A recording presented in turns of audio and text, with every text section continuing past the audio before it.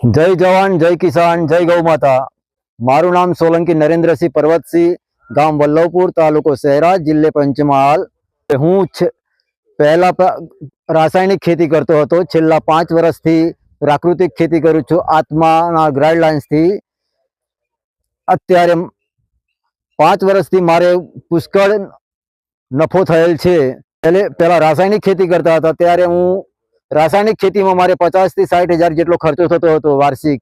अत्यारे मारे नहीवत जेवो खर्चो थाय छे प्राकृतिक खेती करवाथी।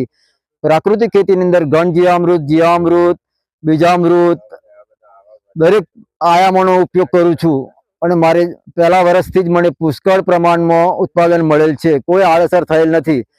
તેમજ મારા કુટુંબ પરિવારને તો પ્રાકૃતિક અનાજ મળતું રહેવાથી ખૂબ જ ફાયદો થયેલ છે।